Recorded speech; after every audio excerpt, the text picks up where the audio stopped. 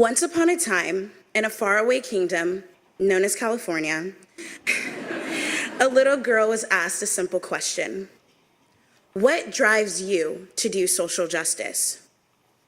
Ever since then, something sparked inside of her, not only to make an effort to fight for herself, but to fight for others.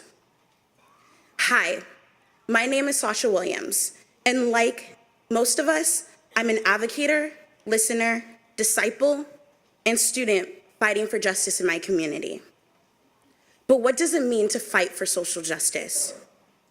I believe what allows us to fight, to advocate, and to be an ally for others is a drive inside each of us. And when one is asked the question, what drives you to do social justice? Everyone's answer is always different. For some people, it's a personal experience of injustice. For others, it's an example of family members or role models. And for most of us, it's a feeling of moral responsibility as a child of God. No matter how you tell your story, each reveals the true reason why we fight and do what we do. I believe my story is driven by my environment and personal experiences of being raised in a both white and Black community. At the early age of 8, my parents sat down and gave me the talk. No, not the classic birds and bees talk, but the talk and understanding what it means to be Black in America. Especially for me, as a young Black girl who lived and went to school in an all-white community, but spent most of my free time and did most of my activities in sports in an all-Black community. As I grew up navigating these communities, I started to realize the challenges of what it truly means to be a Black woman in America. For a long time, Black women have been pushed down to be the double negative. By that, I mean facing problems both as a woman and as African Americans. In my own personal experiences and seeing the pressures of being a Black woman and also seeing close family members and friends, I developed a passion and a drive. Throughout my teenage years, I continued to advocate for the needs and resources of young girls of color. And I thought I was doing everything right. I thought I was speaking out. I thought I was creating policies until one summer day. On July 22nd of 2018, 3 African American sisters, Nia, Latifah, and Tasha Wilson, walked onto BART, or the Bay Area Rapid Transit, the local public transportation system connecting both the urban and suburban areas of the Bay. It was a late afternoon, and like thousands of other commuters, these 3 girls were on their way home after a long and busy day. As they got off the train station at MacArthur in Oakland, they were brutally attacked. One sister was stabbed and suffered critical injuries, while another sister, 18-year-old Nia Wilson, was slashed at the throat and murdered by self-identified white supremacists. On that very same day, my close friend Gabby and I were walking in downtown Oakland, getting off at the 19th Street BART station, just one station over from MacArthur. The next day, when Gabby and I found out what happened to Nia and her 2 sisters, we were completely devastated. And to be honest, we were also enraged. We thought how it could have been one of us, or how it could have been any other of our Black girlfriends continuously riding BART. Personally, I felt a sense of hopelessness. All the hard work that I have done fighting for social justice and all the hard work that my fellow Black sisters have done had been for nothing. The man who killed Nia Wilson killed her for the color of her skin, something that we cannot change, something that I do not want to change. How can I advocate for the needs and resources of young girls of color if those very same girls' lives I'm fighting for are not valued enough to be protected in our very own communities? So that day, we decided to take action.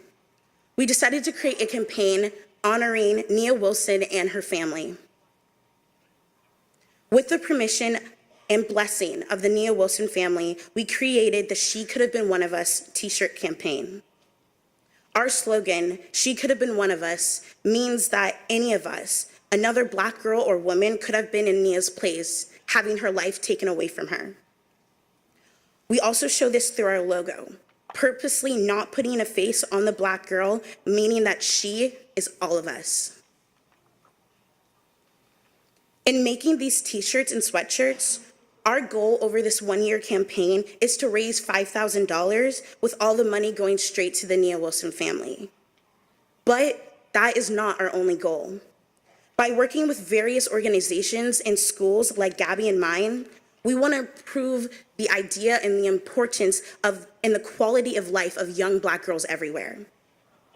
This is why we also put Black Girls' Lives Matter on the back of the t-shirts to bring attention to the violence perpetrated against young Black women and Black girls. What we want and what Nia's family wants is justice for Nia and for her legacy, as well as justice for her sister and for our community's loss. That is why, with this campaign, we also want to bring awareness to the discrimination that young Black girls experience on an everyday basis, like riding your local transportation. This is not just a race issue, and this is not just a gender issue either. This is a human rights issue.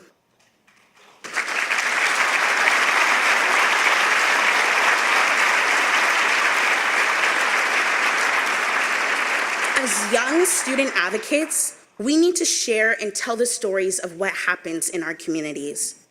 Social justice and social advocacy is nothing without recognizing that we are all connected human beings. We all have complex stories and lives in trying to create a better world with dignity and freedom.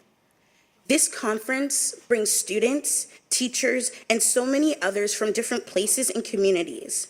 And because of this, we all have different stories that we want to share and different stories that we want to fight justice for. My drive and my story led me to develop a passion for fighting for young Black women and now fighting for the safety of young Black girls. Because of this, it allows me not only to share my story, but to share Nia's story as well. And in the words of my partner, Gabby, the Nia Wilson campaign represents elevating the voices of young girls of color. Too often, our voices and stories go unheard. Wearing these t-shirts and shirts represents unity, solidarity, and hopes that we can push our country in the direction for a better tomorrow. But just because we all come from different roads doesn't mean we can't listen, share ideas, come together, move apart, and fight for each other's causes and issues. For me and my partner Gabby, we want to fight for Nia and for the safety of young Black girls everywhere.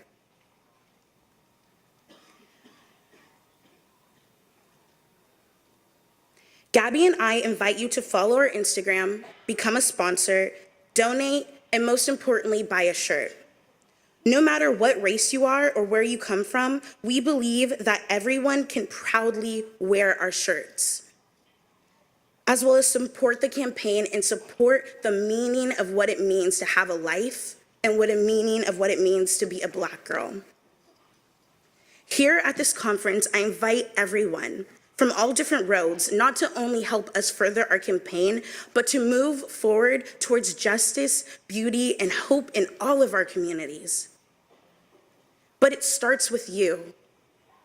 One thing that I urge you to take away from my speech tonight is what drives you to do social justice. That's why we're all here today. By finding that drive, by understanding why you're here, why you want to fight for others, it will lead you to a place and to a moment where you have never fought before. Thank you.